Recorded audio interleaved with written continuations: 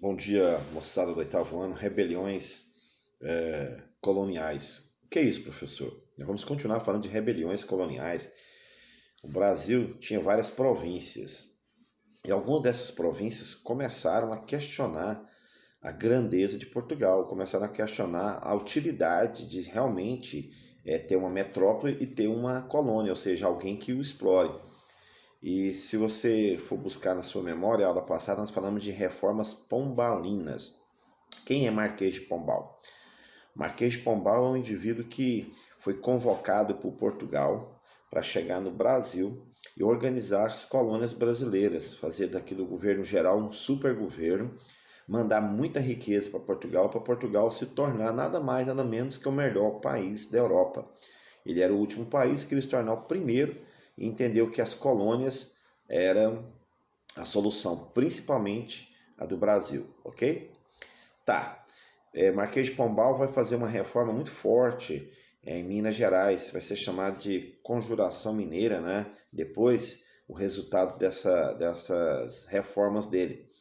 Por quê? Conjuração Mineira seria a rebelião que houve, e essa rebelião foi então punida de forma severa. Havia um imposto muito forte que ele colocou chamado derrama. Derrama cobrava 15 arrobas de ouro, lembra disso? 15 arrobas de ouro no final do ano, todos os mineiros tinham que pagar 15 arrobas de ouro. Se você produziu uma arroba ou duas arrobas, não interessava, você teria que pagar 15 arrobas de ouro. Detalhe, se você não tivesse o ouro, seus bens seriam confiscados, sua casa, suas fazendas, seus escravos e assim por diante. Então os indivíduos ficaram em pânico, né? E esse espírito de revolta foi muito forte na colônia. E a colônia, então, liderada por Tiradentes, né, começa a fazer essa articulação de não só não pagar a derrama, como não pagar mais nenhum imposto para Portugal, se tornar um Brasil em Minas, ou seja, se tornar um país diferente. Continuavam as outras colônias Brasil, Portugal, só que Minas ia se tornar um país independente, sentimento de independência. Então aqui nasce o sentimento de independência do Brasil. O Brasil se tornou independente depois, mas Minas queria antecipar essa independência, queria se tornar um país independente e não estava querendo mais pagar os impostos, ser submissa à coroa portuguesa, ok? Então, as reformas pombalinas não foram para gerar um sentimento de grandeza? Sim, foram, mas criaram no povo brasileiro essa revolta, criaram no povo mineiro esse sentimento de separação. É a grande palavra, separação. Tá bom. De forma forte, a repressão ocorre, ou seja, para não deixar esse sentimento tomar conta das demais colônias, Portugal então pune de forma severa, né? Vai matar os líderes, vai prender os líderes. Tiradentes vai ser o exemplo, vai ser dado como exemplo, vai ser cortado seu corpo, morto, cortado seu corpo, esparramado pela cidade, para as demais pessoas e lideranças refletir sobre quem é contra Portugal, ou seja, dar um recado, olha, Portugal está dizendo, quem for contra Portugal vai sofrer o mesmo que acontece com Tiradentes, com seus amigos e líderes. Então, é isso que acontece. Então, Portugal dá um exemplo. E isso, para mim, é muito forte na historiografia brasileira. Por que é muito forte? Porque o brasileiro é muito desapegado ao sentimento pátrio, ao sentimento de paixão pela sua pátria. E parece que aqui é uma coisa que a gente precisa estudar com mais profundidade, mas é um pontapé inicial para esse sentimento de rejeição, de desapego à pátria. Vai ser dia da pátria, tô nem aí, vamos cantar o hino da pátria, ninguém tá sabendo nem o hino da pátria, tem hino, o hino nosso, a letra do nosso hino. Então, é isso. Vamos pensar nessa questão. Por que não amar? Por que não ser diferenciado o sentimento pátrio? Então, talvez aqui, vou estar na historiografia antiga, e alguma coisa eu quero falar com certeza. Tudo é fruto da história. Tudo tem uma data histórica, tudo nasceu em um contexto, e por isso é o papel do historiador descobrir qual foi a data, onde nasceu o sentimento. E eu creio que aqui tem um sentimento muito forte de rejeição à pátria. Tá. Embora um sentimento de rejeição muito à pátria, houve algumas rebeliões na sequência. Por exemplo, em 1798 vai aparecer em Minas, lá na Bahia, um mesmo sentimento. Conjuração baiana, conjuração mineira, agora conjuração baiana. Os baianos sofriam com a escassez de alimento. Se você está prestando atenção no contexto, a monocultura, a cana-do-açúcar, era a grande sacada. Então todo mundo queria produzir o açúcar para vender na Europa. O Brasil não era diferente. Ocorre então que há uma escassez de alimentos. Por quê? Porque todo mundo começou a produzir só cana-de-açúcar.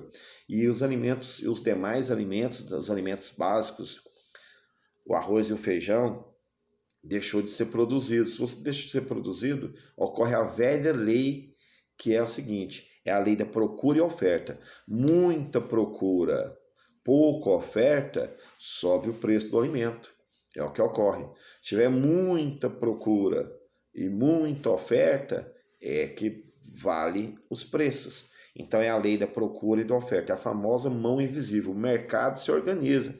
Tá, como havia escassez de alimentos pela plantação excessiva da cana-do-açúcar, os baianos pediram, apoiados por um grupo chamado maçonaria. A maçonaria é um grupo filosófico que pensa a sociedade. Existe até hoje aí, e esse grupo é fruto também do iluminismo, da Revolução Francesa, dos iluministas, né? E esse grupo, então, influenciava o Brasil. Aqui a maçonaria baiana chamava Cavaleiros da Luz, ou seja, o povo que ia trazer a luz para os baianos pensar. E até que eles queriam pensar de forma básica, né? Eles não queriam muita coisa, só que o fim da escravatura acontecesse no Brasil, queria liberdade para fazer comércio com qualquer outro país e queria que a Bahia se tornasse uma república democrática, ou seja, a Bahia também queria se tornar outro Brasil. Olha, Minas não queria se tornar um Brasil, sim, agora a Bahia também queria se tornar outro Brasil. Por isso que esse período é chamado de revoltas coloniais.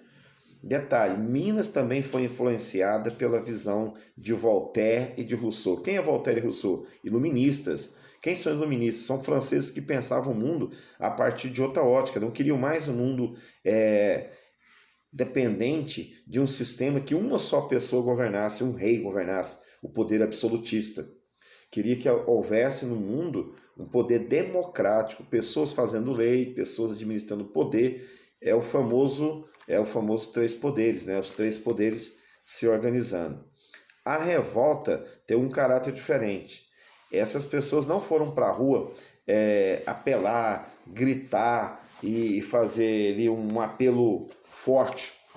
Essas pessoas colocaram cartazes e um belo dia amanheceu em Minas a cidade repleta de cartazes e colocando assim dizeres fortes, dizeres da Revolução Francesa.